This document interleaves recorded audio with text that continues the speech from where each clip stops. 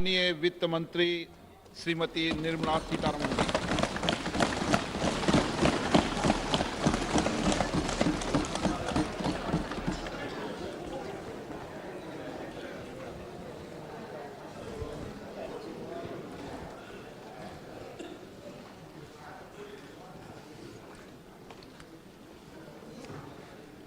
Honorable Speaker, I present the budget for 2023-2024. This is the first budget in Amrit Kal. This budget hopes to build on the foundation laid in the previous budget and the blueprint drawn for India at 100. We envision a prosperous and inclusive India in which the fruits of development will reach all sections and citizens, especially our youth, women, farmers, OBCs, scheduled castes and scheduled tribes. In the 75th year of our independence, the world has recognized the Indian economy as a bright star. Our current year's economic growth is estimated to be at 7%. It is notable that this is the highest among all the major economies. This is in spite of the massive slowdown globally caused by COVID-19 and the war. The Indian economy is therefore on the right track and despite a time of challenges, heading towards a bright future. Today, as Indians stand with their head held high and the world appreciates India's achievements and successes, we are sure that elders who had fought for India's independence will, with joy, bless us in our endeavors going forward as well. Our focus on wide-ranging reforms and sound policies implemented through Sabka Prayas, resulting in Jan Bhagidari and targeted support to those in need, helped us perform well in trying times. India's rising global profile is because of the several accomplishments. Unique world-class digital public infrastructure, example, Aadhaar, CoWIN and UPI. COVID vaccination drive in unparalleled scale and speed, proactive role in frontier areas such as achieving the climate-related goals, Mission Life and National Hydrogen Mission. During the COVID-19 pandemic, we ensured that no one goes to bed hungry with a scheme to supply free food grains to over 80 crore persons for 28 months. Continuing our commitment to ensure food and nutritional security, we are implementing from 1st January 2023 a scheme to supply free food grain to all Antyodaya and priority households for the next 1 year. Under PM Garib Kalyan Anna Yojana, the entire expenditure of about 2 lakh crore will be borne by the central government. In these times of global challenges, the G20 presidency gives us a unique opportunity to strengthen India's role in the world economic order. With the theme of Vasudhaiva Kutumbakam, we are steering an ambitious people-centric agenda to address global challenges and to facilitate sustainable economic development.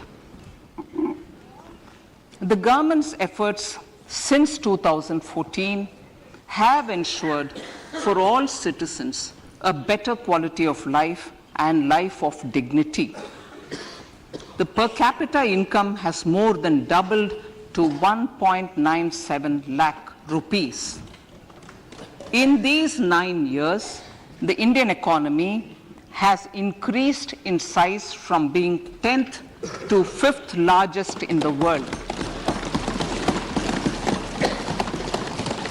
We have significantly improved our position as well as a well-governed and innovative country with a conducive environment for business as reflected in several global indices.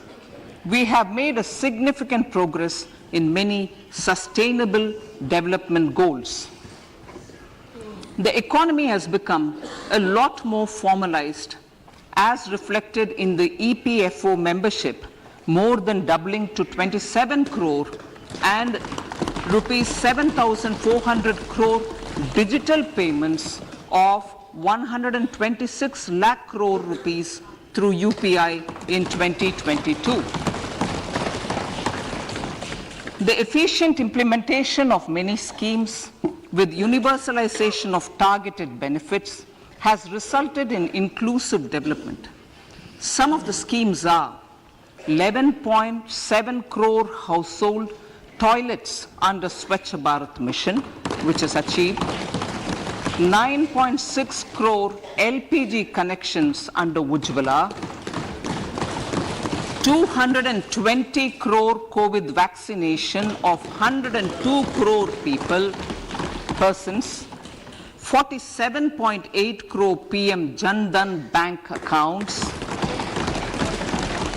insurance cover for 44.6 crore persons under PM Suraksha Bima and PM Jeevan Jyoti Yojana, and cash transfer of 2.2 lakh crores of rupees to 11.4 crore to over 11.4 crore farmers under PM Kisan Samman Nidhi. Our vision for the Amrit Kal includes technology-driven and knowledge-based economy with strong public finances and a robust financial sector. To achieve this, Jan Bhagidari through Sabka Saath, Sabka Prayas is essential.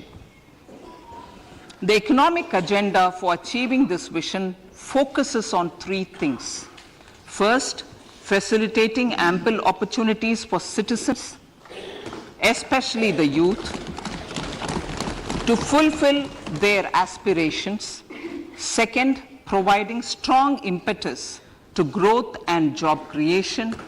And third, strengthening macroeconomic stability. To service these focus areas in our journey to India at 100, we believe that the following 4 opportunities can be transformative during Amrit Kal. Economic empowerment of women. Deen Dayal Antyodaya Yojana National Rural Livelihood Mission has achieved remarkable success by mobilizing rural women into 81 lakh self-help groups. We will enable these groups to reach the next stage of economic empowerment through formation of large producer enterprises or collectives, with each having several thousand members and managed professionally. They will be helped with raw materials supply and for better design, quality, branding, and marketing of their products. Through supporting these policies, they will be enabled to scale up their operations to serve the large consumer markets, as has been the case with the several startups growing into unicorns. PM Vishwakarma Kaushal Samman, PM Vikas. For centuries, traditional artisans and craftspeople who work with their hands using tools have brought renown for India. They are generally referred to as Vishwakarma. The art and the handicraft created by them represents the true spirit of Atmanirbhar Bharat. For the first time, a package of assistance for them has been conceptualized. The new scheme will enable them to improve the quality, scale, and reach of their products, integrating them with the MSME value chain. The components of the scheme will include not only financial support, but also access to advanced skill training, knowledge of modern digital techniques, and efficient green technologies, brand promotion, linkage with local and global markets, digital payments, and social security. This will greatly benefit the scheduled castes, scheduled tribes, OBCs, women, and people belonging to the weaker sections. Tourism. The country offers immense attraction for domestic as well as foreign tourists. There is a large potential to be tapped in tourism. The sector holds huge opportunities for jobs and entrepreneurship for youth in particular. Promotion of tourism will be taken up on mission mode with active participation of states, convergence of government programs, and public-private partnerships. Green growth. We are implementing many programs for green fuel, green energy, green farming, green mobility, green buildings, and green equipment, and policies for efficient use of energy across various economic sectors. These green growth efforts help in reducing carbon intensity of the economy and provides for large-scale green job opportunities.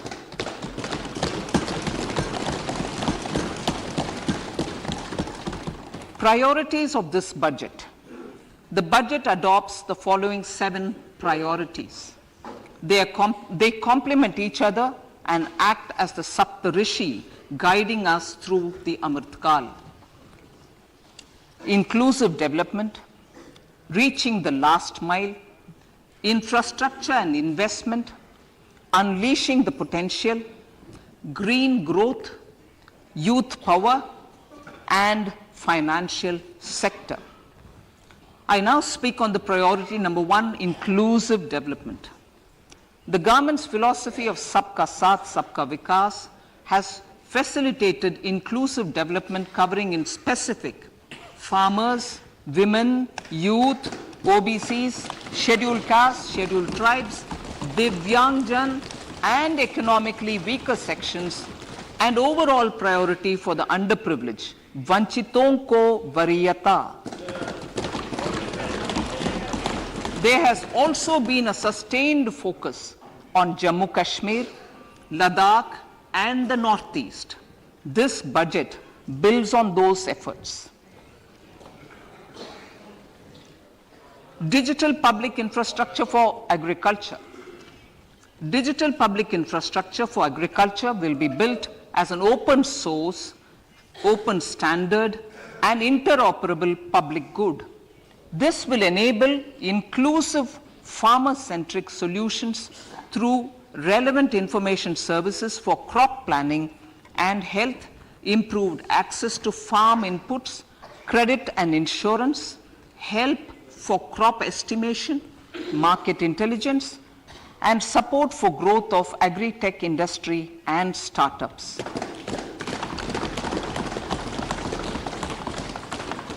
An agriculture accelerator fund. An agriculture accelerator fund will be set up to encourage agri-startups by young entrepreneurs in rural areas. The fund will aim at bringing innovative and affordable solutions for challenges faced by farmers. It will also bring in modern technologies to transform agricultural practices, increase productivity and profitability. To enhance the productivity of extra long staple cotton, we will adopt a cluster-based and value chain approach through public-private partnerships. This will mean collaboration between farmers, state, and industry for input supplies, extension services, and market linkages. We will launch an Atmanirbhar Clean Plant program to boost availability of disease-free, quality planting material for high-value horticultural crops at an outlay of 2,200 crores. global hub for millets, millets which are Sri Anna. India is the forefront.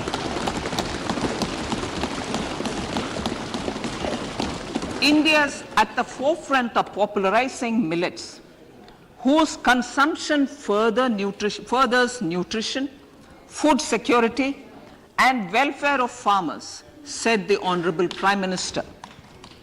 We are the largest producer and second largest exporter of Sri Anna in the world. We grow several types of Sri Anna, such as Sri Anna Jowar, Sri Anna Ragi, Sri Anna Bajra, Sri Anna Kutu, Ramdana, Kangni, Kutni, Kutki, Kodo, China, and Sama. These have a number of health benefits and have been an integral part of our food for centuries. I acknowledge with pride the huge service done by small farmers in contributing to the health of fellow citizens by growing these Sri Anna. Now, to make India a global hub for Sri Anna, the Indian Institute of Millet Research, ideally Indian Institute of the Sri Anna Research, Hyderabad, will be supported as the center of excellence for sharing best practices, research, and technologies at the international level. The agricultural credit target will be increased to 20 lakh crores with focus on animal husbandry, dairy, and fisheries. We will launch a new sub-scheme of PM Matsya Sampada Yojana, which is an existing scheme, but we'll launch a new sub-scheme with targeted investment of 6,000 crores to further enable activities of fishermen, fish vendors, and micro and small entrepreneurs, improve value chain efficiencies, and expand the market.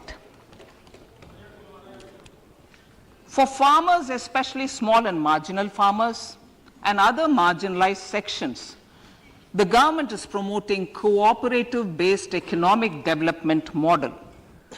A new Ministry of Cooperation was formed with a mandate to realize the vision of Sahakar Se Samriddhi.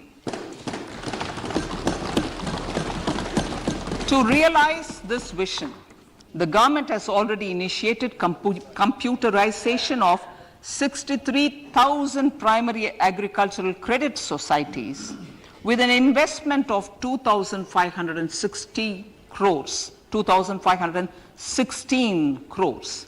In consultation with all the stakeholders and the states, model bylaws for PACS were formulated, enabling them to become multi-purpose PACS. A national cooperative database is being prepared for countrywide mapping of cooperative societies. With this backdrop, we will implement a plan to set up massive decentralized storage capacity.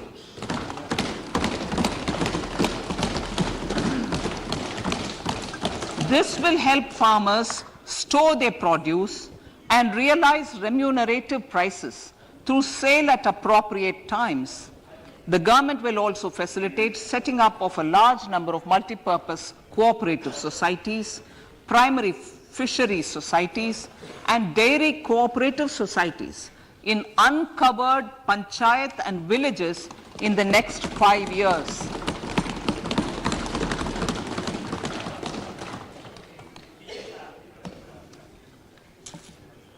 Health, education, and skilling. 157 new nursing colleges will be established in co-location with the existing 157 medical colleges established since 2014. A mission to eliminate sickle cell anemia by 2047 will be launched. It will entail awareness creation, universal screening of 7 crore people in the age group of 0 to 40 years in affected tribal areas, and counseling through collaborative efforts of central ministries and state governments. Facilities in select ICMR labs, Indian Council for Medical Research Labs, will be made available for research by public and private medical college faculty and private sector R&D teams for encouraging collaborative research and innovation. A new program to promote research and innovation in pharmaceuticals will be taken up through centers of excellence. We shall also encourage industry to invest in research and development in specific priority areas. Dedicated multidisciplinary courses for medical devices will be supported in existing institutions to ensure availability of skilled manpower for futuristic medical technologies, high-end manufacturing, and research. Teachers' training.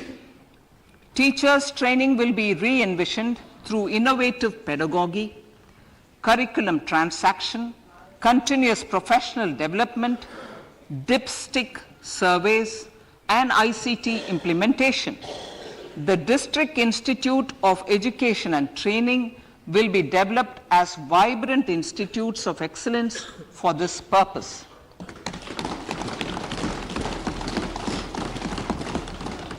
National Digital Library for Children and Adolescents. A National Digital Library for Children and Adolescents will be set up for facilitating availability of quality books across geographies, languages, genres, and levels, and device-agnostic accessibility. States will be encouraged to set up physical libraries for them at panchayat and ward levels and provide infrastructure for accessing the National Digital Library resources. Additionally, to build a culture of reading and to make up for pandemic time learning loss, the National Book Trust, the Children's Book Trust, and other sources will be encouraged to provide and replenish non-curricular titles in regional languages and in English to these physical libraries.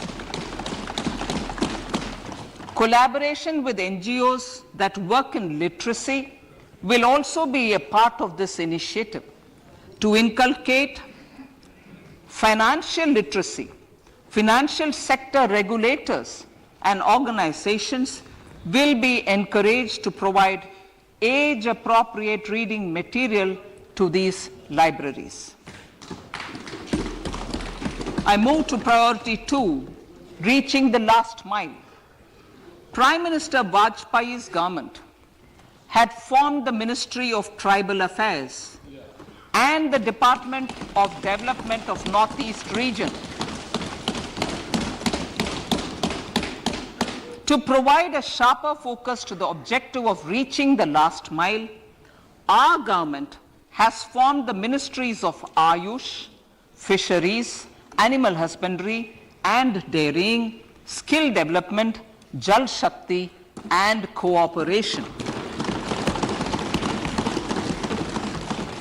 Building on the success of the Aspirational Districts program, the government has recently launched the Aspirational Blocks program, covering 500 blocks for saturation of essential government services across multiple domains such as health, nutrition, education, agriculture, water resources, financial inclusion, skill development, and basic infrastructure. Manya Speaker, sir, Pradhan Mantri PVTG, which is Primitive Vulnerable Tribal Groups Development Mission, is being launched. to improve socio-economic conditions of the particularly vulnerable tribal groups, the PVTGs as we refer them to. Pradhan Mantri PVTG Development Mission will be launched. This will saturate PVTG families and habitations with basic facilities such as safe housing, clean drinking water and sanitation, improved access to education, health, nutrition, road and telecom connectivity, and sustainable livelihood opportunities. An amount of 15,000 crores will be made available to implement the mission in the next 3 years under the Development Action Plan for the Scheduled Tribes. Ekalavya Model Residential Schools. In the next 3 years, Center will recruit 38,800 teachers and support staff for the 740 Ekalavya Model Residential Schools, which is serving 3.5 lakh tribal students.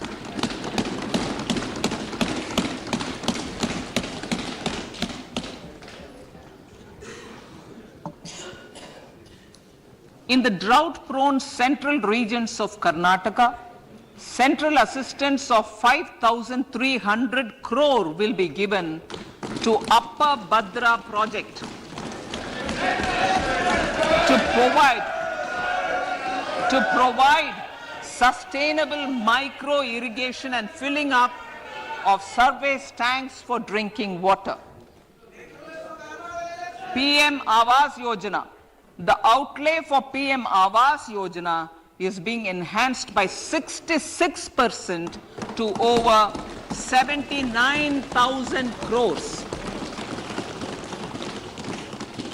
Bharat Shared Repository of Inscriptions will be set up in a digital epigraphy museum with digitization of 1 lakh ancient inscriptions in the first stage. Support for poor prisoners. For poor persons who are in prisons and unable to afford the penalty or the bail amount, required financial support will be provided. Priority number 3, infrastructure and investment. Investments in infrastructure and productive capacity have a large multiplier impact on growth and employment. After the subdued period of the pandemic, private investments are growing again. The budget takes the lead once again to ramp up the virtuous cycle of investment and job creation. Honorable Speaker, sir, the capital investment outlay is being increased steeply for the 3rd year in a row by 33% to 10 lakh crores, which would be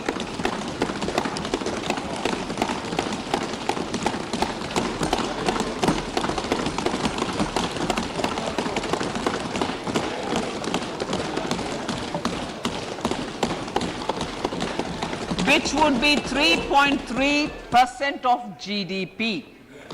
This will almost be 3 times the outlay made in 2019-20.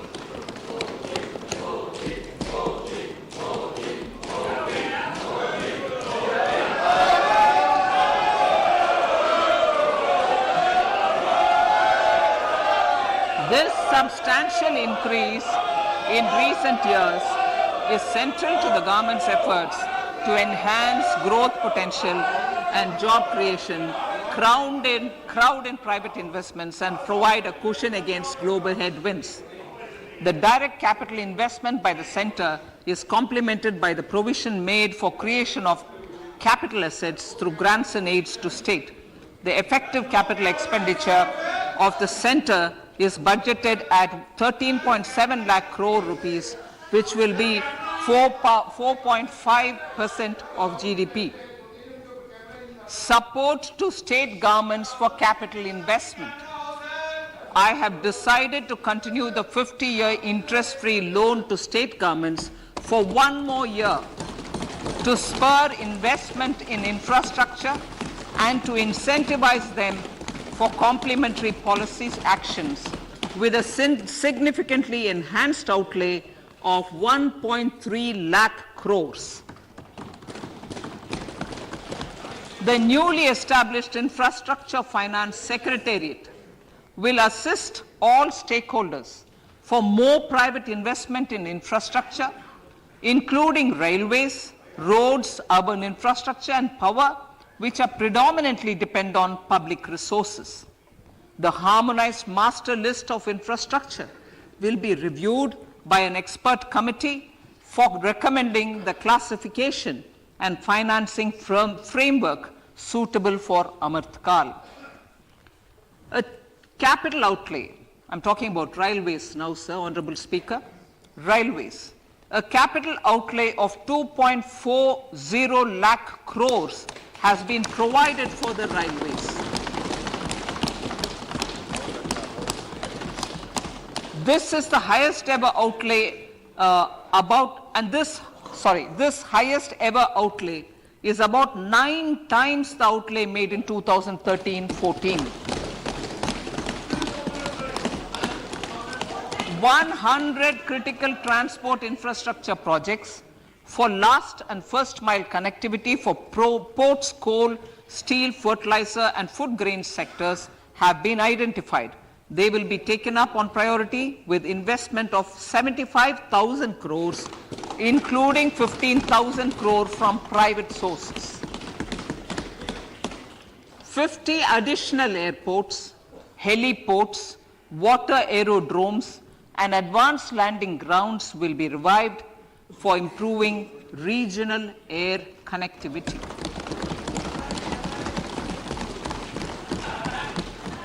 Sustainable cities for tomorrow.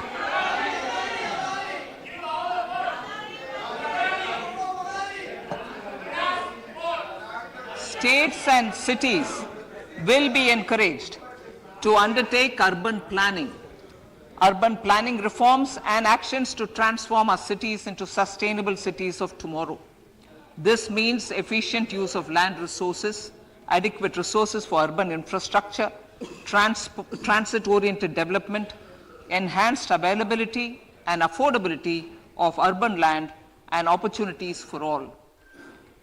Through property tax governance reforms and ring-fencing user charges on urban infrastructure, cities will be incentivized to improve their creditworthiness for municipal bonds. Like the RIDF, an urban infrastructure development fund will be established through use of priority sector lending shortfall. This will be managed by the National Housing Bank and will be used by public agencies to create urban infrastructure in Tier 2 and Tier 3 cities. States will be encouraged to leverage resources from the grants of the 15th Finance Commission as well as existing schemes to adopt appropriate user charges while accessing the UIDF. We expect to make available 10,000 crore rupees per annum for this purpose. All cities and towns will be enabled for 100% mechanical desludging of septic tanks and sewers to transition from manhole to machine hole mode.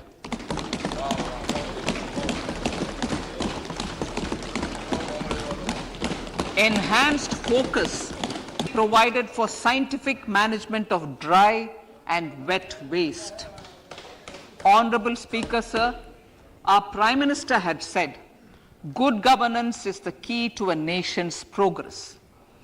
Our government is committed to providing a transparent and accountable administration which works for the betterment and welfare of common citizens.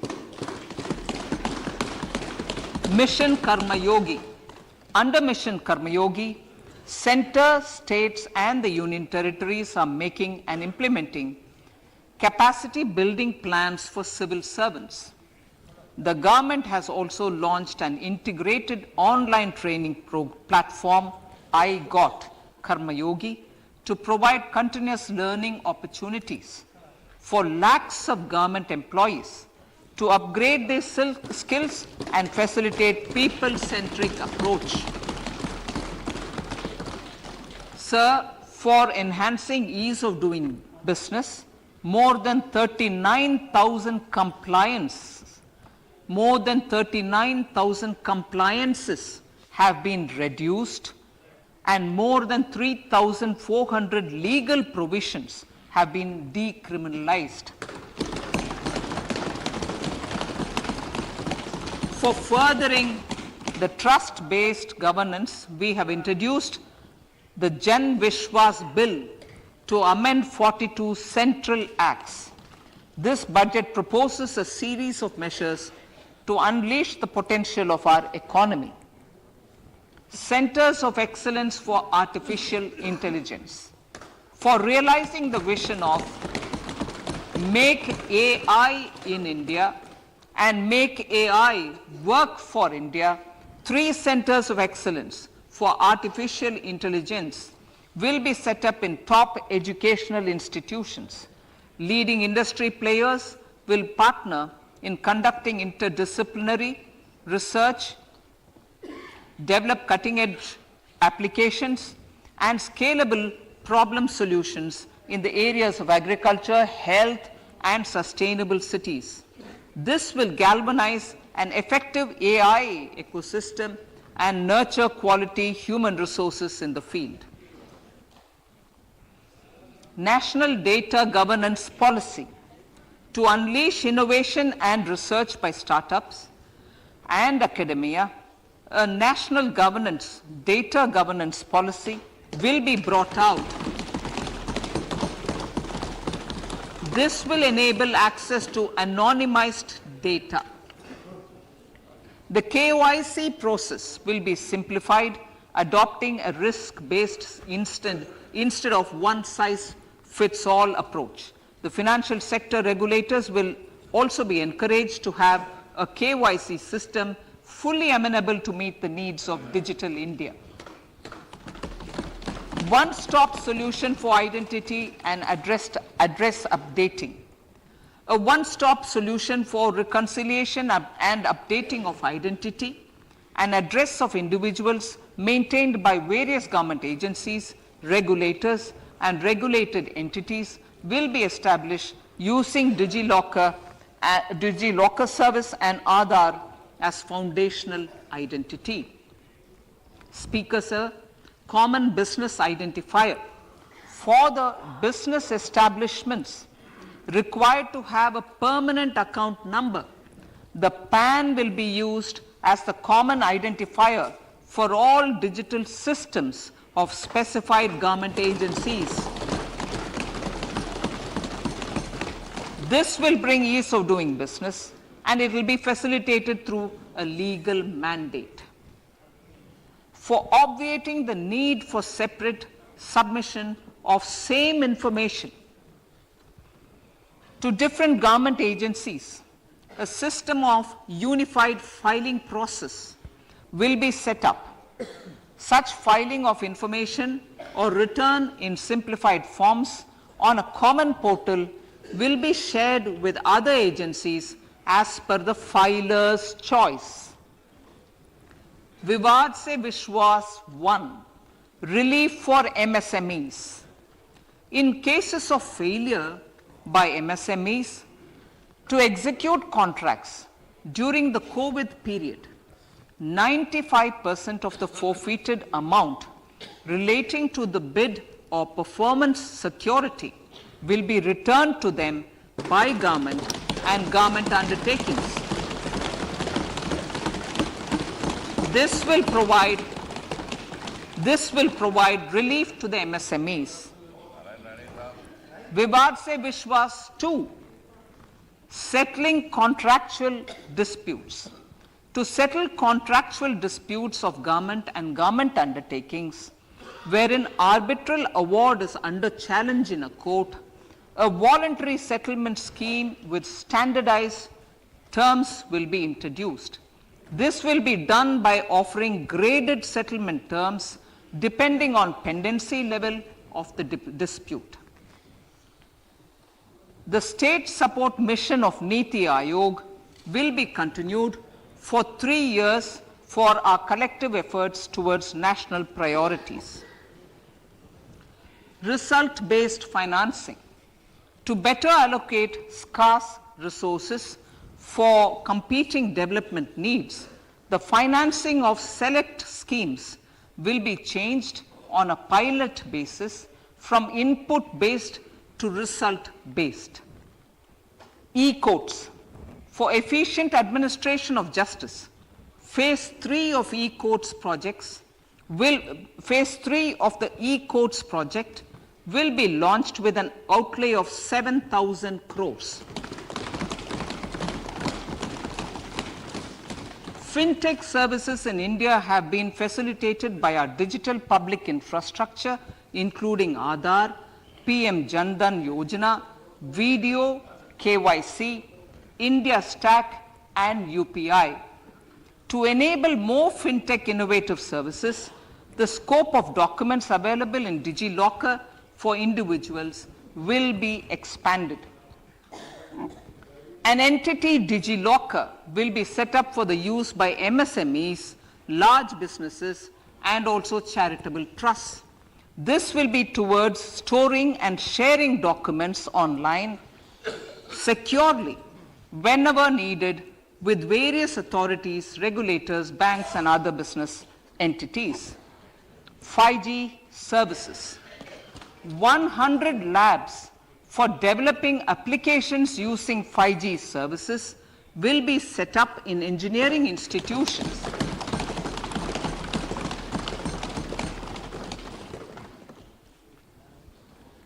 To realize a new range of opportunities, business models, and employment potential, the labs will cover, among others, applications such as smart classrooms, precision farming, intelligent transport systems, and healthcare applications. Lab-grown diamonds. Lab-grown diamonds is a technology and innovation-driven emerging sector with high employment potential. These environment-friendly diamonds, which have optically and chemically the same properties as natural diamonds. To encourage indigenous production of LGD, lab-grown diamond seeds and machines, and to reduce import dependency, a research and development grant will be provided to one of the IITs for 5 years. To reduce the cost of production, a proposal to review the custom duty on LGD seeds will be indicated in Part B of the speech. I come to the fifth priority, Honorable Speaker, sir, green growth. Honorable Prime Minister has given a vision for life or lifestyle for environment to spur a movement of environmentally conscious lifestyle. India is moving forward firmly for the Panchamrit, the net zero carbon emission by 2070 to usher in green industrial and economic transition. This budget builds on our focus on green growth. The recently launched National Green Hydrogen Mission, with an outlay of 19,700 crores, will facilitate transition of the economy to low carbon intensity, reduce dependence on fossil fuel imports, and make the country assume technology and market leadership in this sunrise sector.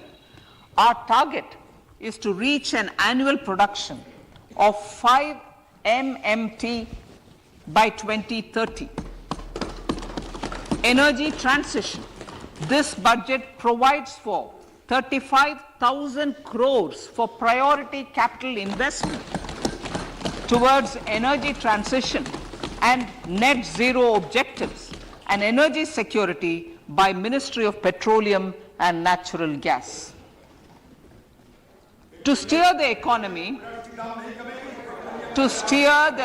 on sustainable development path, battery energy storage systems with capacity of 4,000 MWH will be supported with viability gap funding. A detailed framework for pumped storage projects will also be formulated. Renewable energy evacuation. The interstate transmission system for evacuation and grid integration of 13 gigawatt renewable energy from Ladakh will be constructed with investment of 20,700 crore, including central support of 8,300 crores. Green credit program. For encouraging behavioral change, a green credit program will be notified under the Environment Protection Act. This will incentivize environmentally sustainable and responsive actions by companies, individuals, and local bodies, and help mobilize additional resources for such activities. PM Program for Restoration, Awareness, Nourishment, and Amelioration of Mother Earth, PM Pranam, will be launched to incentivize states and union territories to promote alternative fertilizers and balanced use of chemical fertilizers. Go Bardhan scheme. 500 new waste to wealth plants under Go Bardhan, galvanizing organic bio-agro resources done. Go Bardhan scheme will be established for promoting circular economy. These will include 200 compressed biogas plants, including 75 plants in urban areas, and 300 community or cluster-based plants at a total investment of 10,000 crores. I'll refer to this in Part B also. In due course, a 5% CBG mandate will be introduced for all organizations marketing natural and biogas. For collection of biomass and distribution of biomanure, appropriate fiscal support will also be provided. Bharatiya Prakritik Kheti Bio Input Resource Centers. Over the next 3 years, we will facilitate 1 crore farmers to adopt natural farming. For this, Honorable Speaker, 10,000 bio input resource centers will be set up, creating a national level distributed micro fertilizer and pesticide manufacturing network. Mishti.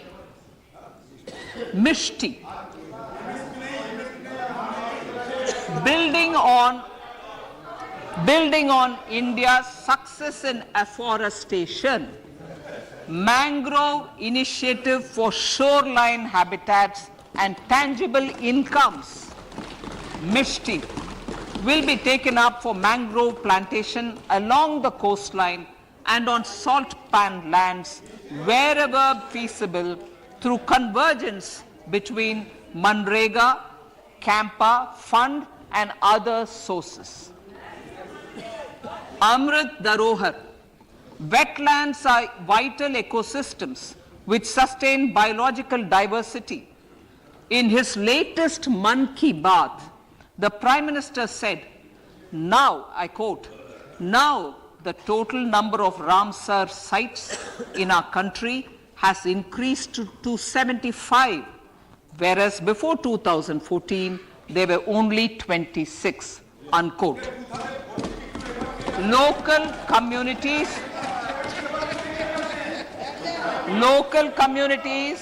have always been at the forefront of conservation efforts. The government will promote their unique conservation values through Amrit Dharohar, a scheme that will be implemented over the next 3 years to encourage optimal use of wetlands and enhance biodiversity, carbon stock, ecotourism opportunities, and income generation for local communities. Coastal shipping. Coastal shipping will be promoted as the energy efficient and lower cost mode of transport, both for passengers and freight, through PPP mode with viability gap funding. Vehicle replacement. Vehicle replacement is an important continuing policy, replacing the old political, I know, replacing, absolutely, thank you. Replacing old polluting vehicles. May be applicable, right? Replacing old polluting vehicles is an important part of greening our economy. In furtherance of the vehicle scrapping policy mentioned in Budget 21-22, I have allocated adequate funds to scrap old vehicles of the central government. States will also be supported in replacing old vehicles and old state ambulances. Honorable Speaker, sir, I move to priority 6, youth power. To empower our youth and help the Amrit PD realize their dreams, we have formulated the national education policy, which is very wide in its scope, but one of the things is also to focus on skilling, adopted economic policies that facilitate job creation at scale and have supported business opportunities. Pradhan Mantri Kaushal Vikas Yojana. Pradhan Mantri Kaushal Vikas Yojana 4.0 will be launched to skill lakhs of youth within the next 3 years. On-job training, industry partnership, and alignment of courses with needs of industry will be emphasized. The scheme will also cover new age courses for Industry 4.0 like coding, AI, robotics, mechatronics, IoT, 3D printing, drones, and other soft skills. To skill youth for international opportunities, 30 Skill India international centers will be set up across different states. The digital ecosystem for skilling will be further expanded with the launch of a unified Skill India digital platform for enabling demand-based formal skilling, linking with employers including MSMEs, and facilitating access to entrepreneurship schemes. To provide stipend support to 47 lakh youths in 3 years, direct benefit transfer under a pan-India national apprenticeship promotion scheme will be rolled out. Tourism. Honorable Speaker, sir, with an integrated and innovative approach, at least 50 destinations will be selected through challenge mode. In addition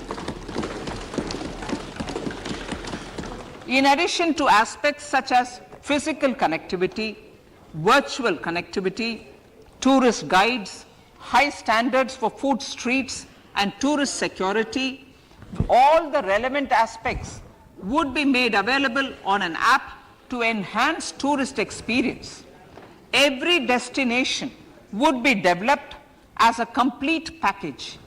The focus of development of tourism would be on domestic as well as foreign tourists.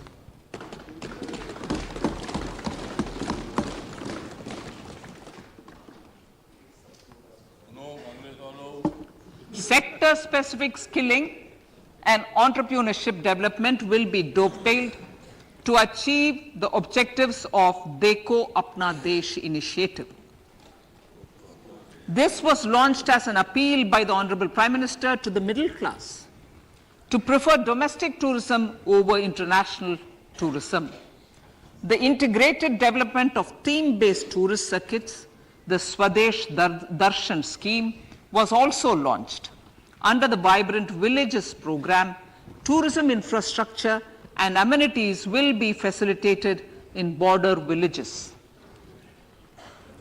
Unity Mall.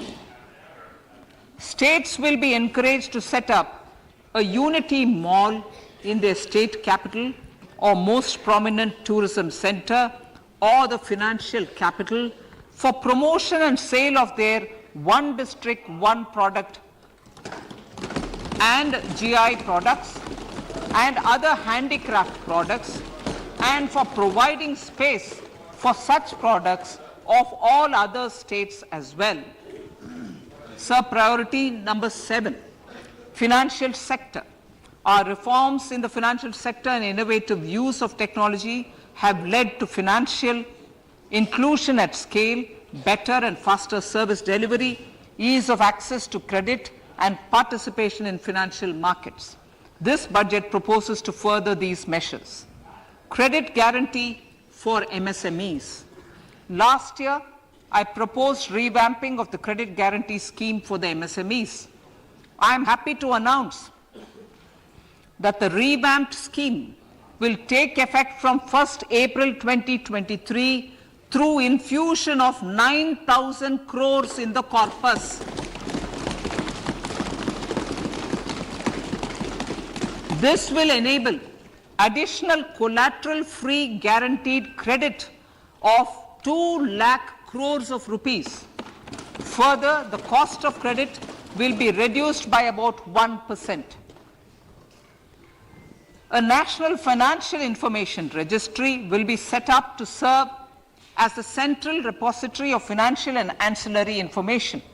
This will facilitate efficient flow of credit, promote financial inclusion, and foster financial stability. A new legislative framework will govern this credit public infrastructure and will be designed in consultation with the RBI. To meet the needs of Amritkal and to facilitate optimum regulation in the financial sector, public consultation, as necessary and feasible, will be brought to the process of regulation making and issuing subsidiary directions. To simplify, to ease, and to reduce cost of compliance, financial sector regulators will be requested to carry out a comprehensive review of existing regulations. For this, they will consider suggestions from public and regulated entities. Time limits to decide the application under various regulations will also be laid down. Honorable Speaker, sir, to enhance business activities in GIFT IFSC, the following measures will be taken. Delegating powers under the SEZ Act to the IFSCA to avoid dual regulation. Setting up a single window IT system for registration and approval of IFSCA, SEZ authorities, GSTN, RBI, SEBI, and IRDAI. Permitting acquisition financing by IFSC banking units of foreign banks. Establishing a subsidiary of Exim Bank for trade refinancing. Amending IFSCA Act for statutory provisions for arbitration, ancillary services, and avoiding dual regulation under the SEZ Act, and recognizing offshore derivative instruments as valid contracts. Honorable Speaker, sir, data embassy. For countries looking for digital continuity solutions, we will facilitate setting up of their data embassies in GIFT IFSC.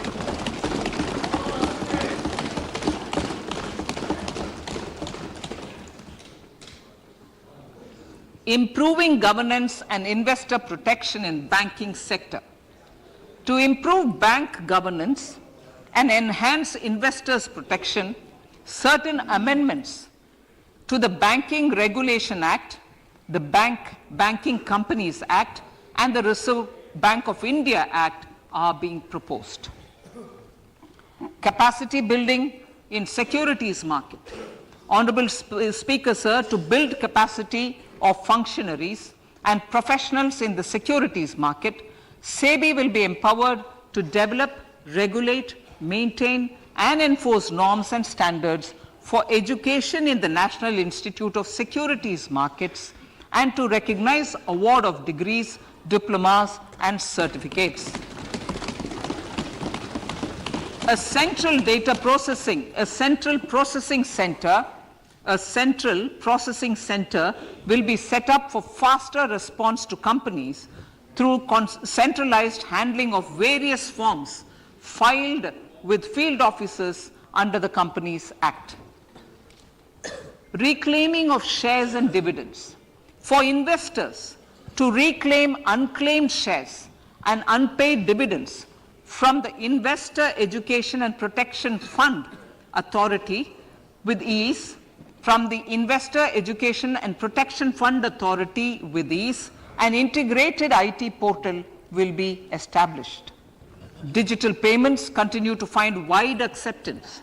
In 2022, they show an increase of 76% in transaction and 91% in value.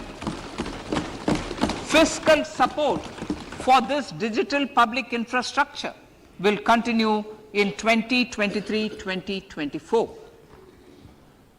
Azadi Ka Amrit Mahotsav, Mahila Samman Bachat Patra. For commemorating Azadi Ka Amrit Mahotsav, a one-time new small savings scheme, Mahila Samman Savings Patra or Savings Certificate, Mahila Samman Savings Certificate will be made available for a 2-year period up to March 2025. This will offer deposit facility up to 2 lakh in the name of a woman or girls for a tenure of 2 years at fixed interest rate of 7.5% with partial withdrawal option. Senior citizens. The maximum deposit limit for senior citizens savings scheme will be enhanced from 15 lakh to 30 lakhs of rupees. The maximum deposit limit for monthly income account scheme will be enhanced from 4.5 lakh to 9 lakh for single account and from 9 lakh to 15 lakh for joint account. Honorable Speaker, sir, fiscal management. 50 years interest-free loan to states. The entire 50-year loan to states has to be spent on capital expenditure within 2023-24. Most of this will be at the discretion of the states, but a part will be conditional on states increasing their actual capital expenditure. Parts of the outlay will also be linked to or allocated for the following purposes: scrapping old government vehicles, urban planning reforms and actions, financing reforms in urban local bodies to make them credit-worthy for municipal bonds, housing for police personnel above or as part of the police station, constructing unity malls, children and adolescent libraries and digital infrastructure, and state share of capital expenditure of central schemes.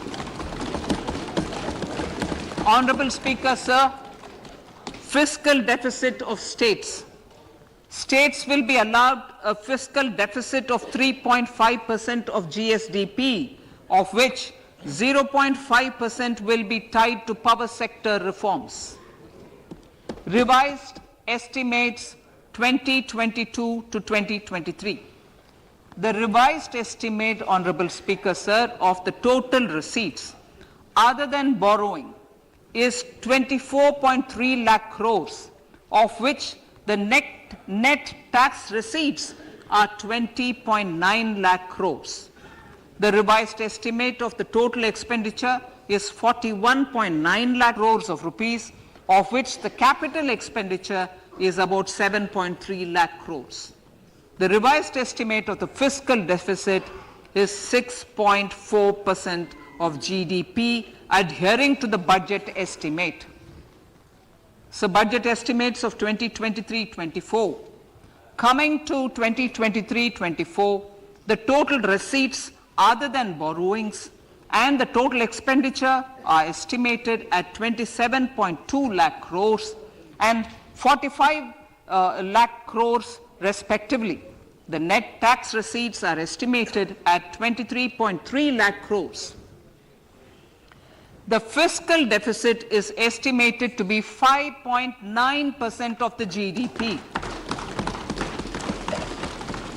In my budget speech for 21-22, I had announced that we plan to continue the path of fiscal consolidation, reaching a fiscal deficit of below 4.5% by 2025-26, with a fairly steady decline over the period. We have adhered to this path, and I reiterate my intention to bring the fiscal deficit below 4.5% of GDP by 2025-26. To finance the fiscal deficit in 2023-24, the net market borrowings from dated securities are estimated at 11.8 lakh crores. The balance financing is expected to come from small savings and other sources. The gross market borrowings are estimated at 15.43 lakh crores of rupees. Honorable Speaker, sir, I now move to Part B.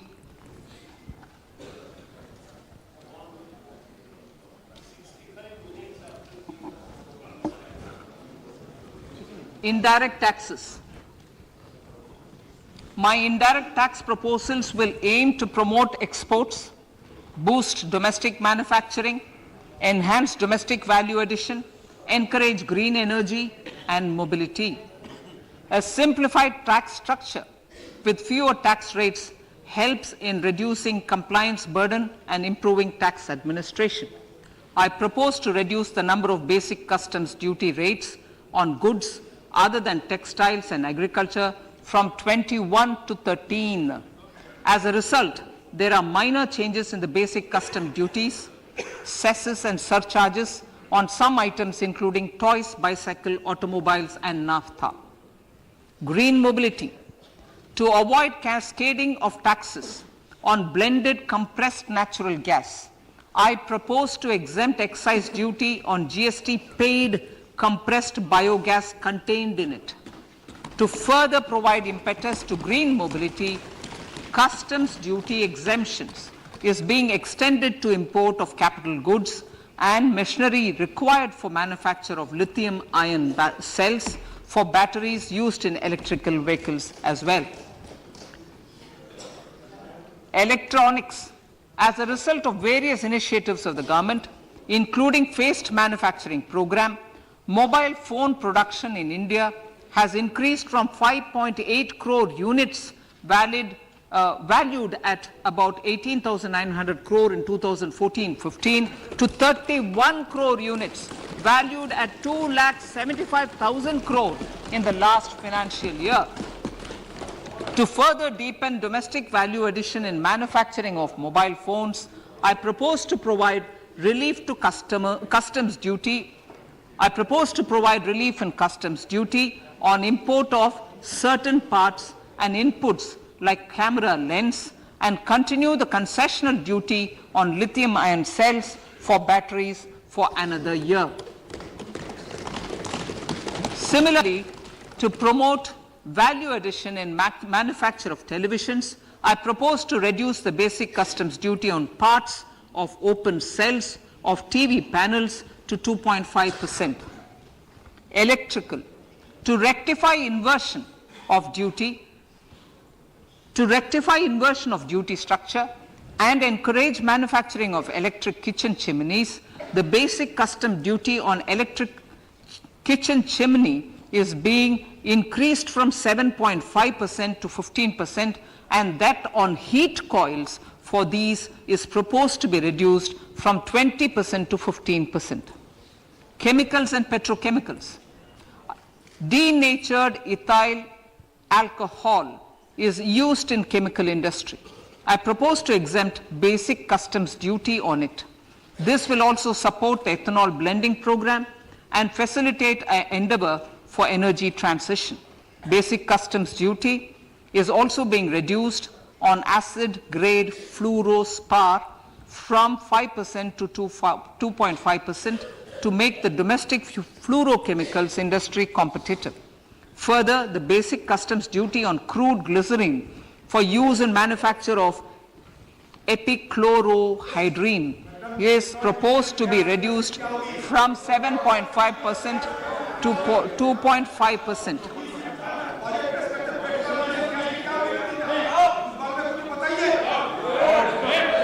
Marine products. In the last financial year, marine products recorded the highest export growth, benefiting farmers in the coastal states of the country. To further enhance the export competitiveness of marine products, particularly shrimps, duty is being reduced on key inputs for domestic manufacture of shrimp feed. India is a global leader, as I said in Part A, in cutting and polishing of natural diamonds, contributing about 3/4 of the global turnover by value.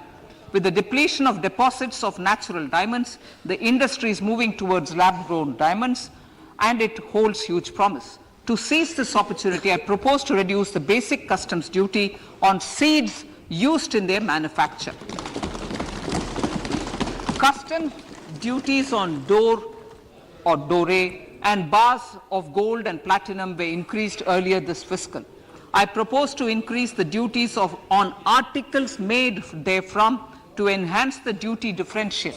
I also propose to increase the import duty on silver doors, bars and articles to align them with that on gold and platinum.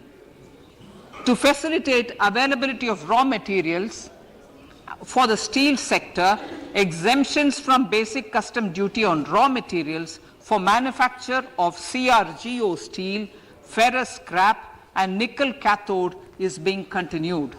Similarly, the concessional BCD of 2.5% on copper scrap is also being continued to ensure the availability of raw materials for secondary copper producers who are mainly in the MSME sectors. Compounded rubber. The basic custom duty rate on compounded rubber is being increased from 10% to 25% or 30 kg, whichever is lower, at par with that of natural rubber other than latex, to curb circumvention of duty. Cigarettes. National calamity contingent duty on specified cigarettes was last revised 3 years ago. This is proposed to be revised upwards by about 16%. Direct taxes. I now come to my direct tax proposals. Honorable Speaker, these proposals aim to maintain continuity and stability of taxation, further simplify and rationalize various provisions to reduce the compliance burden, promote the entrepreneurial spirit, and provide tax relief to citizens. It has been constant endeavor of the Income Tax Department to improve taxpayers' services by making compliance easy and smooth. Our taxpayers portal received a maximum of 72 lakh returns in a day, processed more than 6.5 crore returns this year. Average processing period reduced from 93 days in financial year 13-14 to 16 days only now. And 45% of the returns were processed within 24 hours. We intend to further improve this, roll out the next generation common IT return form for taxpayer convenience, and also plan to strengthen the grievance redressal mechanism. MSMEs and professionals. MSMEs are growth engines of our economy. Micro enterprises with turnover up to 2 crore of rupees and certain professionals with turnover of up to 50 lakh rupees can avail the benefit of presumptive taxation. I propose to provide enhanced limits of 3 crore and 75 lakh respectively to the taxpayers whose cash receipts are no more than 5%. Whose cash receipts are no more than 5%. Moreover, to support MSMEs in timely receipt of payments, I propose to allow deduction for expenditure incurred on payments made to them only when payment is actually made. Cooperation. Cooperation is a value to be cherished.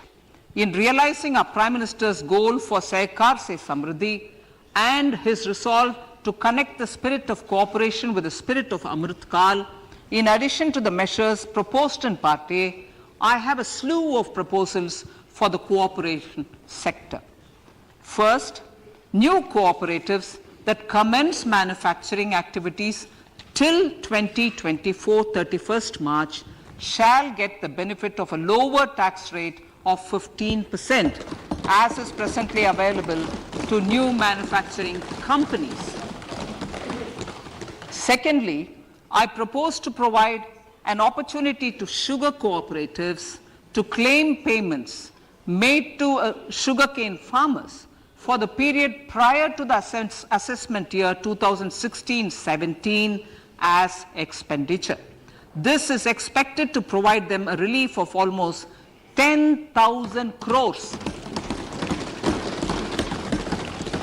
Thirdly, I am providing a higher limit of 2 lakh per member for cash deposits to loans in cash by primary agricultural cooperative societies and primary cooperative agriculture and rural development banks. I repeat that. Thirdly, I am providing a higher limit of 2 lakh per member for cash deposits to and loans in cash by primary agricultural cooperative societies and primary cooperative agricultural and rural development banks. Similarly, a higher limit of 3 crore for TDS on cash withdrawal is being provided to cooperative societies. Startups.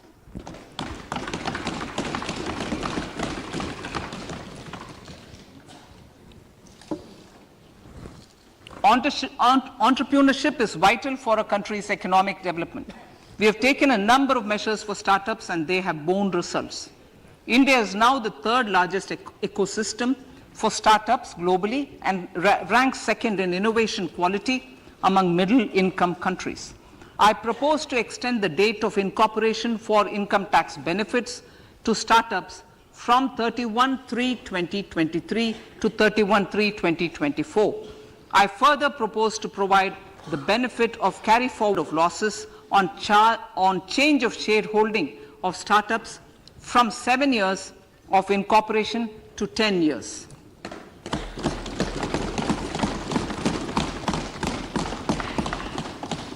To reduce the pendency of appeals at commissioner level, I propose to deploy about 100 joint commissioners for disposal of small appeals. We shall also be more selective in taking up cases for scrutiny of returns already received this year. Better targeting of tax concessions. For better targeting of tax concessions and exemptions, I propose to cap deduction from capital gains on investment in residential house under Section 54 and Section 54F to 10 crores. Another proposal with similar intent is to limit income tax exemption from proceeds of insurance policies with very high value. Rationalization. Honorable Speaker, sir, there are a number of proposals relating to rationalization and simplification. Income of authorities, boards, and commissions set up by statutes of union or state for the purpose of housing, development of cities, towns, and villages, and regulating and developing an activity or matter is proposed to be exempted from income tax. Other major measures in this direction are removing the minimum threshold of 10,000 for TDS and clarifying taxability relating to online gaming, not treating conversion of gold into electronic gold receipts and vice versa as capital gains, reducing the TDS rate from 30% to 20% on taxable portion of EPF withdrawals in non-PAN cases, and taxation on income for market-linked debentures. Other major proposals in the finance bill relate to the following: extension of period of tax benefits to funds relocating to IFSC, GIFT City till 31/3/2025, decriminalization under Section 276A of the Income Tax Act, allowing carry forward of losses on strategic disinvestment, including that of IDBI Bank, and providing EEE status to Agnivir Fund. Personal income tax.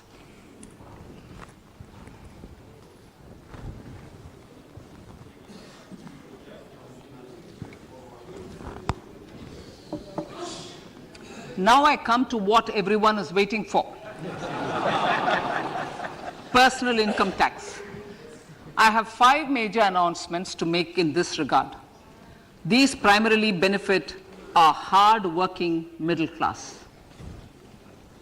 The first one concerns rebate.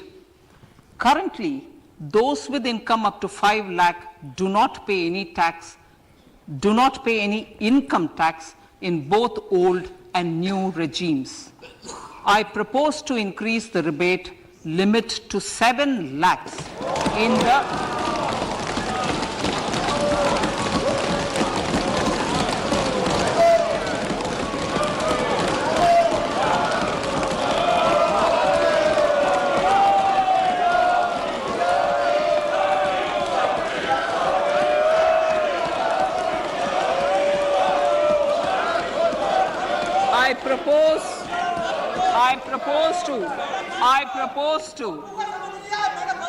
I propose to increase the rebate limit to 7 lakh in the new tax regime. Thus, persons in the new tax regime with income up to 7 lakhs will not have to pay any tax at all. The second proposal relates to middle class individuals. I had introduced in the year 2020 the new personal income tax regime with 6 income slabs starting from 2.5 lakh. I propose to change the tax structure in this regime by reducing the number of slabs to 5 and increasing the tax exemption limit to 3 lakhs. The new tax rates are 0 to 3 lakh, nil; 3 to 6 lakhs, 5%; 6 to 9 lakhs, 10%; 9 to 12 lakh, 15%; 12 to 15 lakhs, 20%; and above 15 lakhs, 30%. This will provide major relief to all taxpayers in the new regime. An individual with an annual income of 9 lakhs will be required to pay only 45,000 rupees. This is only 5% of his or her income. It is a reduction of 25% on what he or she is required to pay now. That is 60,000. So in the place of 60,000, it is now only 45,000. Similarly, an individual with an income of 15 lakh rupees would be required to pay only 1.5 lakh or 10% of his income or her income, a reduction of 20% from the existing liability of 1,87,500 rupees. My third proposal is for the salaried class and the pensioners, including family pensioners, for whom I propose to extend the benefit of standard deduction to the new tax regime.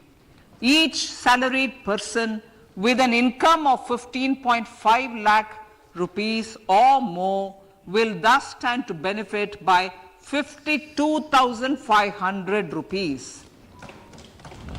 My fourth announcement in personal income tax is regarding the highest tax rate, which in our country is 42.74%. This is among the highest in the world. I propose to reduce the highest surcharge rate from 37% to 25% in the new tax regime.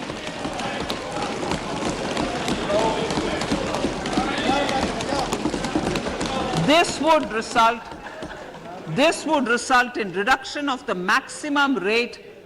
This would result in the reduction of the maximum tax rate to 39%. Lastly, the limit of 3 lakh rupees for tax exemption on leave encashment on retirement of non-government salaried employees was last fixed in the year 2002, when the highest basic pay in the government was only 30,000 rupees per month. In line with the increase in the government salaries, I am proposing to increase this limit to 25 lakh rupees.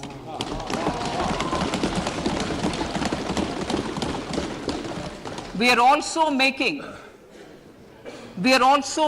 the new income tax regime as the default tax regime.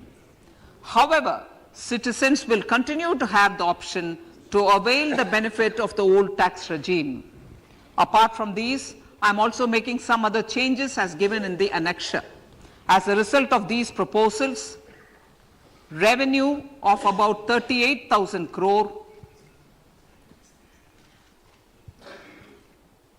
to 37,000 crore in direct taxes and rupees 1,000 crore in indirect taxes will be foregone, while revenue of about 3,000 crore will be additionally mobilized.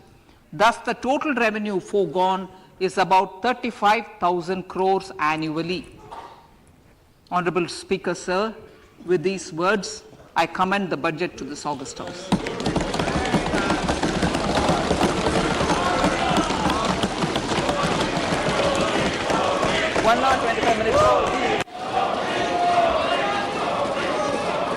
Item number 1, माननीय item number 2 Shrimati Nirmala Sitharaman ji. Sir, with your permission, I lay on the table of the following statements. Under Section 3(1) of the Fiscal Responsibility Budget Management Act 2003, 1. Medium-term fiscal policy cum fiscal policy strategy statement and macroeconomic framework statement. माननीय सदस्यगण, जैसा कि आपको समाचार भाग 2 के माध्यम से पहले ही सूचित किया जा चुका है कि माननीय वित्त मंत्री जी के बजट भाषण की प्रतियां हार्ड कॉपी के रूप में उपलब्ध कराई गई है. आप बजट भाषण की अपनी अपनी प्रति प्रकाशन पलक से ले लें. आपको यह भी सूचित किया जाता है कि माननीय मंत्री द्वारा बजट प्रस्तुत किए जाने के पश्चात उसकी प्रतियां आपको मेंबर्स पोर्टल के माध्यम से उपलब्ध करा दी जाएगी. आइटम नंबर 3, माननीय मंत्री जी, वित्त मंत्री जी. Sir, with your permission, I rise to move for leave to introduce the Finance Bill 2023. प्रश्न ये कि विधेयक को पुनर्स्थापित करने की अनुमति प्रदान की जाए. जो सदस्य इसके पक्ष में हाँ कहें, जो सदस्य विरोध में ना कहें. मेरे विचार में निर्णय हाँ वालों के पक्ष में, हाँ वालों के पक्ष में. माननीय मंत्री जी विधेयक को पुनर्स्थापित करें. Sir, I introduce the bill. सभा की कार्रवाई कल गुरुवार दिनांक 2 फरवरी 2023 को प्राप्त 11 बजे तक के लिए स्थगित की जाती है.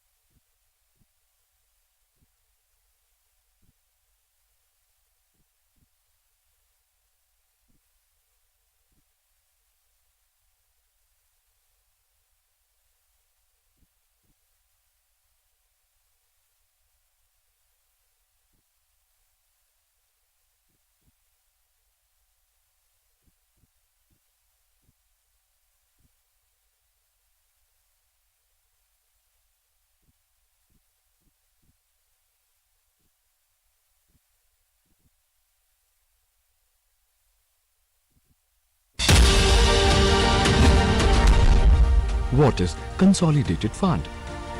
The Consolidated Fund is made up of all revenues and loans raised by the government. It also includes receipts from recoveries of loans granted by it. All government expenses are paid out of Consolidated Fund.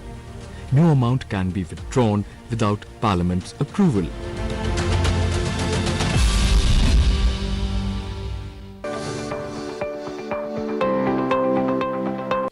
संसद की प्रक्रिया। हमारी संसद की इस कड़ी में आज चर्चा उन प्रक्रियाओं की जिन्हें आप बार बार सुनते हैं। आज बड़ी ही आसान भाषा में हम आपको इस बारे में बताने जा रहे हैं। सबसे पहले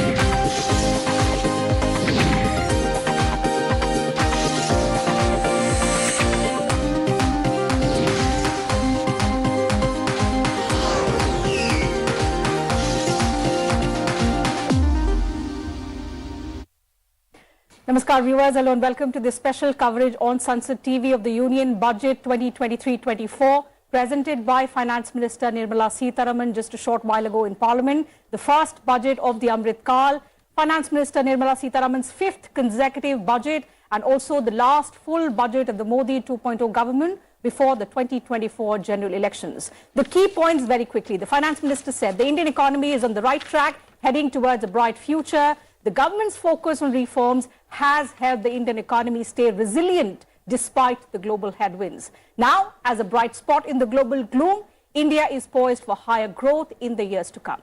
So, for this bright future, the Finance Minister laid the roadmap for future growth and she outlined 7 priorities for the first budget in the Amrit Kal: inclusive development, reaching the last mile, infra and investment, also unleashing the huge potential of India, green growth, youth power, and certain reforms in the financial sector as well, Harsh. So we'll discuss all of these priority areas that Finance Minister Nirmala Sitharaman has announced, and also some tax reliefs that she just announced in the second part of her speech. So with an eminent panel of experts today, we will decode all of these post-budget analysis, the announcements that the Finance Minister has made, Harsh.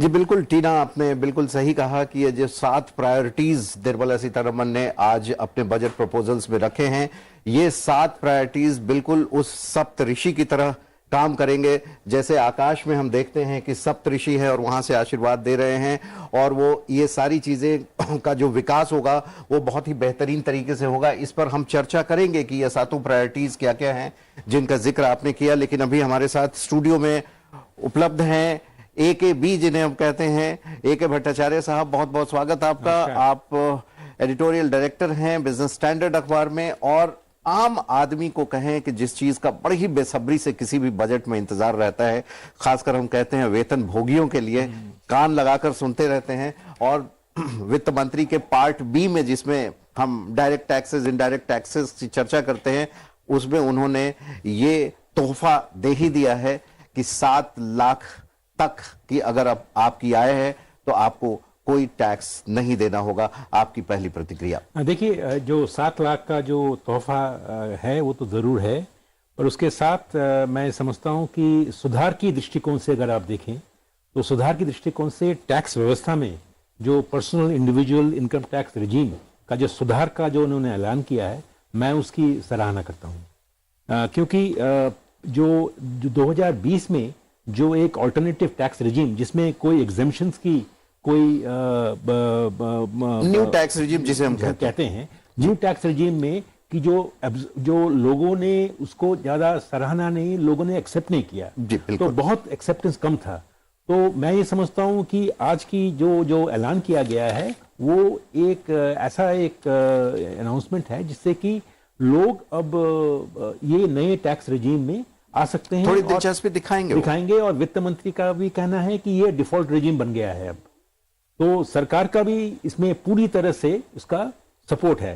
पर अगर मैं इस budget में obviously इसकी जो headline जो होंगी आम आदमी के लिए, ये जिसकी आपने जिक्र की, पर मैं ये समझता हूं कि जो इस बजट को अगर हमें पूरी तरह से उसको समझना है इसकी जो मैक्रो इकोनॉमिक फिलोसॉफी है उसको हमें समझना पड़ेगा।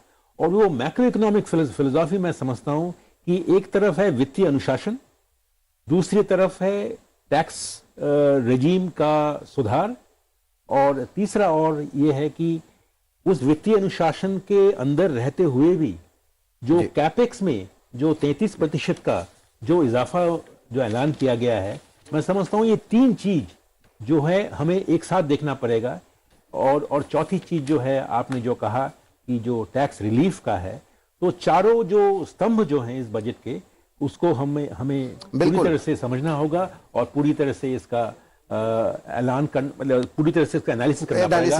एक बात मैं कह दूं कि जो टैक्स कलेक्शंस की जो प्रोजेक्शंस की गई हैं वो सिर्फ 11-11.5% वृद्धि की कही गई है, तो मैं समझता हूं एक कंजर्वेटिव एस्टिमेट है।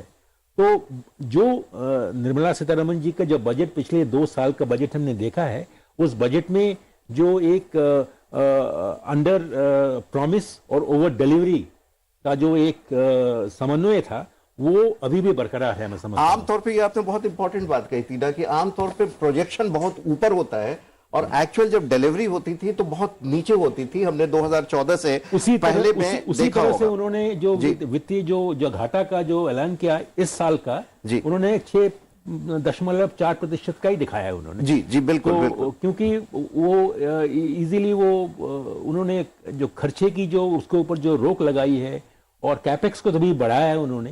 मैं समझता हूं ये एक प्रैग्मेटिज्म है और स्टेट्स को उन्होंने इस बार मैं समझता हूं कि और भी थोड़ी बहुत छूट दी है।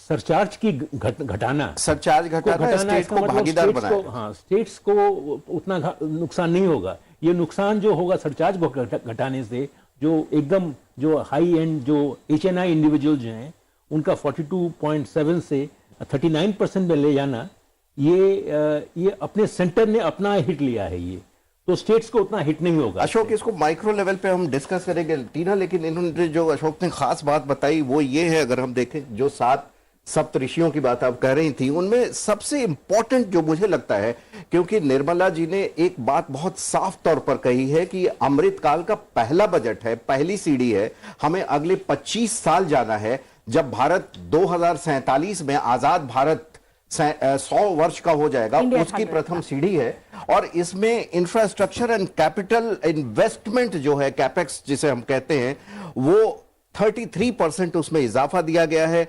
10 लाख करोड़ से बढ़ाते हुए अब इसे 13.7 लाख करोड़ किया गया है। और ये इतना इंपॉर्टेंट फैक्टर है कि न सिर्फ इससे रोजगार के अवसर बढ़ेंगे, जो सरकार की अभी प्राथमिकताओं में एक है, बल्कि हर दिशा में विकास होगा। और जो सरकार का कहना है कि समावेशी विकास हो और हम अंतिम पंक्ति तक के लोगों तक पहुंचे, उसके लिए ये बहुत इंपॉर्टेंट है और हम उम्मीद कर रहे थे कि ये बढ़ेगा। We'll continue, and Mr. Bhattacharya, I'll come back to you, but in the meanwhile, let me also introduce another guest who's joining us in the studio, Professor Charan Singh, CEO, IGROW Foundation. Before we proceed and discuss, analyze each of these aspects, the 7 key priorities that the finance minister had laid across, Professor, your first remarks on the budget. Do you see the finance minister building up on the reforms that this government has done over the years, or it's a more forward-looking, capitalizing and sort of laying a roadmap for India at 100? Absolutely, it's an excellent budget. This is amazing how she has achieved it. The first and foremost thing, as I look as an economic professor, is growth, and this is growth oriented, and that is reflecting from her figures directly. If the gross fiscal deficit is coming down from 6.4% to 5.9%, it is obvious that there is tax collection is high, tax buoyancy is there, and growth is being recorded. If I look at the sectoral analysis that she has presented today, she has taken care of the employment, she has taken care of women. Female labor force participation in the country is very low. She is using the self-help groups to increase that, increase entrepreneurship amongst the women.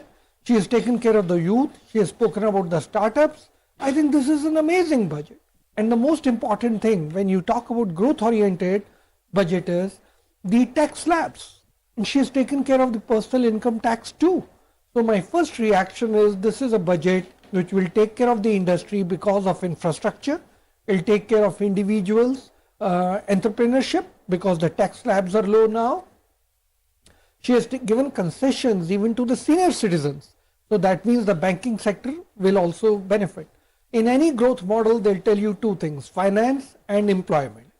On the finance, she has again spoken about the financial sector. India, as it is a very stable financial stability is very high, but she has spoken about the financial sector, and she says they're going to revisit the banking and the non-banking and the RBI Act and look at how they can strengthen the financial system. So to me, my overall reaction would be this budget gets 11 out of 10.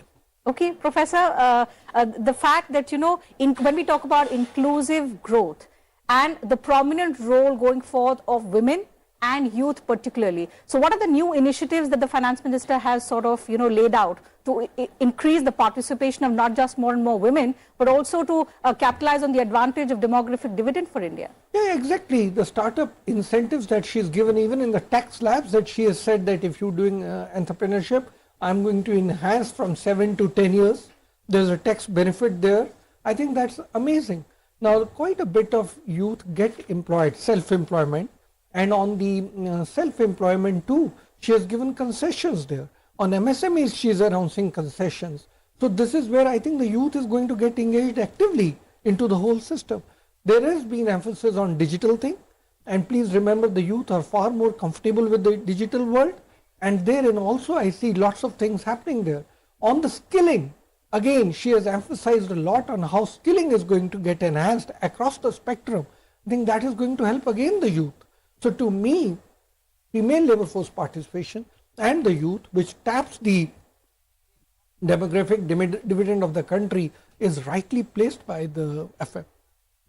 बिल्कुल। और अशोक, हम आगे बढ़ते हैं, इस पे थोड़ी सी micro economics पे आते हैं।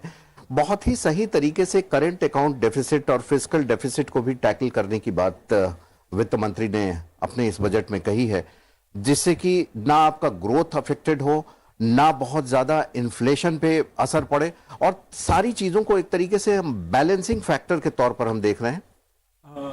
देखिए, जो फिस्कल डेफिसिट की जो आपने बात की, जो उसमें हमने ये देखा है कि जो फिस्कल कंजर्वेटिज्म जो है उसका पूरा हमें एहसास मिला है कि 6.4% कहा गया, तो 6.4% में रुकेंगे हम, और अगले साल में 4.5% को देखते हुए, और पार्लियामेंट की सदन के पटल में उन्होंने पूरा एक ऐलान किया है कि वो 4.5% के ऊपर 4.5% के ऊपर वो पूरी तरह से वो कमिटेड है। तो ये एक बहुत बड़ा एक ऐलान है, और उन्होंने स्टेट्स को भी उसी तरह से एक एश्योरेंस दिया है कि आप भी अपना खर्चा बढ़ाइए। 0.5% जो आपकी जो फिस्कल डेफिसिट की टारगेट है 3.5%, वो लिंक्ड रहेगी इस तरह से आप पावर सेक्टर रिफॉर्म्स करते हैं। तो ये सारे जो रिफॉर्म लिंक्ड जो एलोकेशंस जो हैं स्टेट्स के लिए, ये मैं समझता हूं कि ये एक बहुत बड़ा एक अच्छा एक इंडिकेशन है।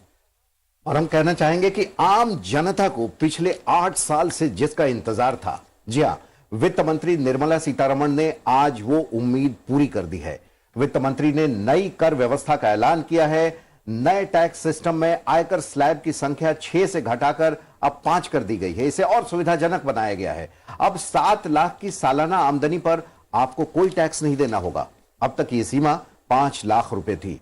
नए टैक्स सिस्टम के मुताबिक 3 से 6 लाख तक की कमाई पर 5% टैक्स।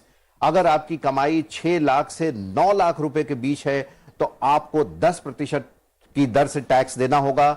9 लाख से 12 लाख की आमदनी पर 15% टैक्स, और 12 से 15 लाख की आय पर 15% टैक्स, और 15 लाख से अगर ज्यादा आपकी आमदनी है तो उस पर 30% टैक्स देना होगा। इसे लगातार हम अपने ग्राफिक्स के माध्यम से भी देख रहे हैं, और ये टैक्स स्लैब को 6 से 5 भी किया गया है। एक तरीके से मैं देख रहा हूं डॉक्टर चरण सिंह कि हर तरीके से ईज ऑफ डूइंग थिंग्स की एक व्यवस्था की जा रही है। आप देखें कि टैक्स फॉर्म को भी बदला गया है, जो एक बहुत झंझट लगता था, कितने क्लिक्स दबाएं, कहां जाएं, कैसे जाएं, अब वो सारी चीजें ये भारत के लिए न सिर्फ ईज ऑफ डूइंग बिजनेस हो रहा है बल्कि ईज ऑफ डूइंग एवरीथिंग हो रहा है। बिल्कुल हर्ष, बट इससे पहले कि प्रोफेसर इस सवाल का जवाब दे, एक बार सुन लेते हैं कि फाइनेंस मिनिस्टर ने पार्लियामेंट में एग्जैक्टली क्या कहा, ताकि वो दर्शक जिन्होंने बजट प्रेजेंटेशन मिस कर दिया हो, आइए सुनते हैं कि उन्होंने टैक्स रिलीफ किस तरह से दिया है और जिसका सीधा फायदा हजारों, इनफैक्ट लाखों मिडिल क्लास फैमिलीज को होगा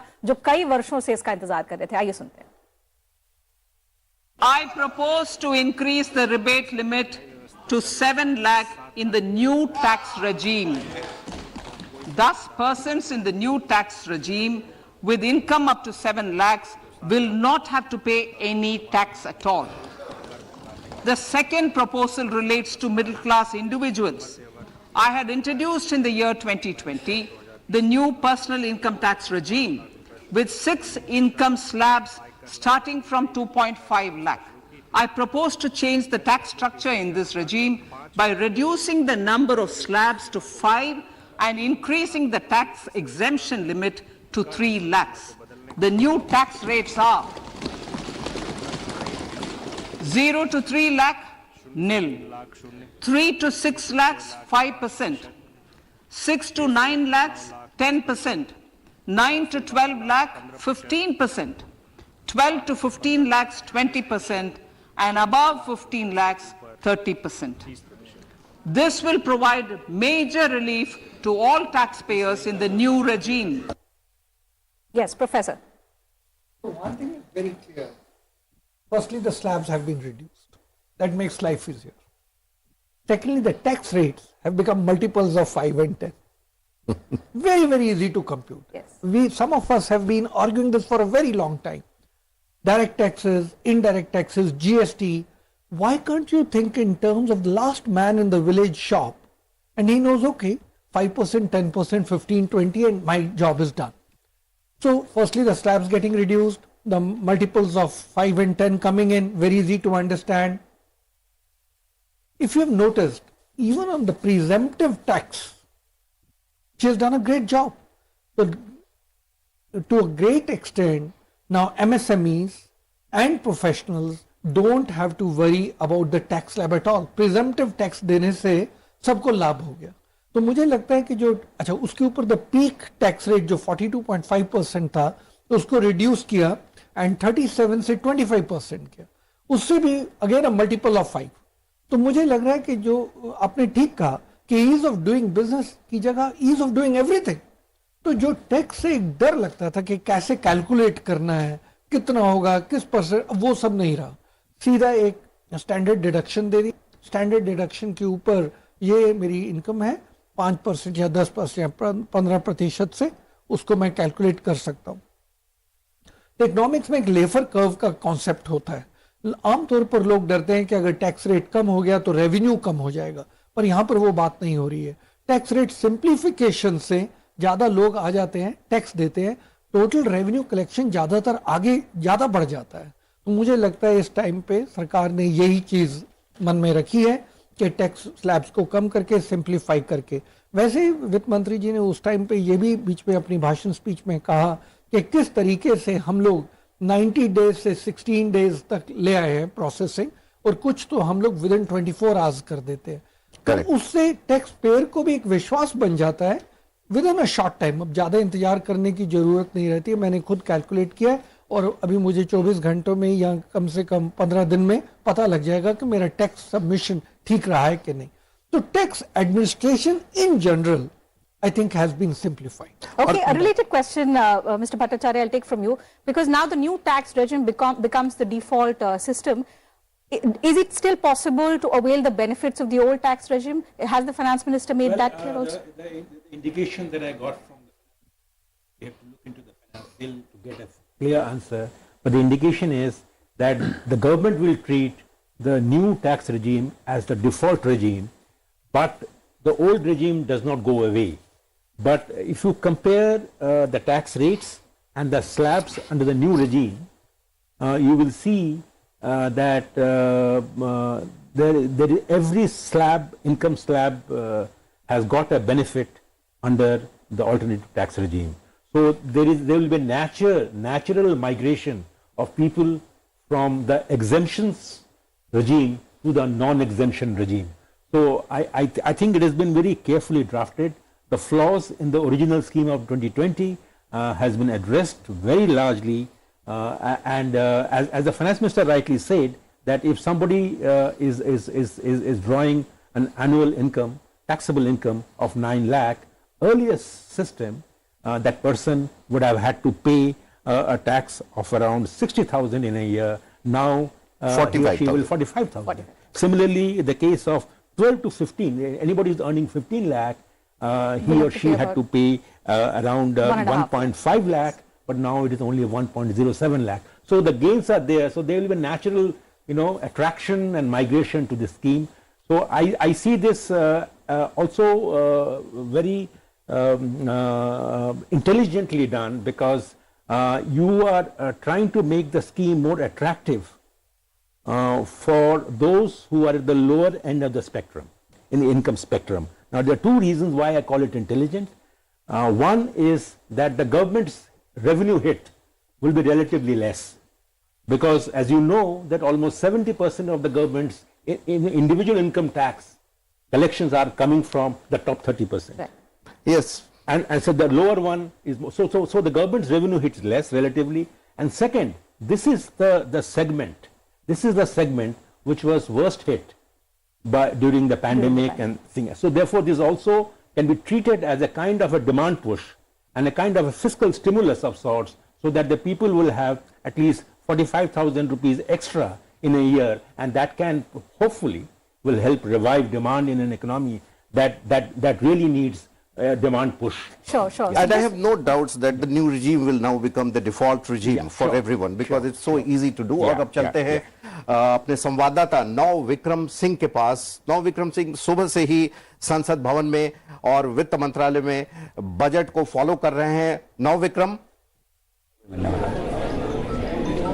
यस नौ विक्रम, आपसे तो पहले आप जानते हैं कि बिहार से सांसद हैं, और इस समय एग्रीकल्चर को लेकर मैं इनसे पूछना चाहूंगा कि एग्रीकल्चर को लेकर जो तमाम सरकार ने जो योजनाएं बताई हैं, जो खाका खींचा है, उसे किस तरीके से देखते हैं? देखिए, मैं सबसे पहले तो ये वर्तमान बजट के लिए अपने यशस्वी प्रधानमंत्री जी का और माननीय वित्त मंत्री जी का विशेष तौर पर आभार व्यक्त करता हूं। देश के किसानों की तरफ से, गरीबों की तरफ से, नौजवानों की तरफ से, बेरोजगारों की तरफ से, मध्यम वर्ग परिवारों को तरफ से, नौकरी करने वालों की तरफ से, और खासतौर पे कृषि की जब आपने बात कही, तो सचमुच में ये पिछला 3 साल का जो कोरोना काल था, ये पूरे दुनिया नष्ट हो गई, अर्थव्यवस्था। आज हम लोग भी कष्ट में थे, मगर उसके बावजूद अगर देश को संभाला है और लोगों को भूखे नहीं रहने दिया है, तो वही और नहीं अन्नदाता किसानी है, कृषक ही है। उसके लिए जो प्रधानमंत्री जी ने और माननीय वित्त मंत्री जी ने बजट में प्रावधान किया है, अद्भुत है। और किसानों के हित के लिए, मछुआरों के हित के लिए, पशुपालकों के हित के लिए कई योजना, कई कार्यक्रम जो पहले से चल रहा था, उसमें जान देने का काम किया है, उसमें और मजबूती प्रदान करने का काम किया। विपक्ष का जो कहना है कि बजट एक तरह से जो पुरानी योजनाएं हैं उसी को बढ़ाया गया, विपक्ष आपके इस तर्क से सहमत नहीं है?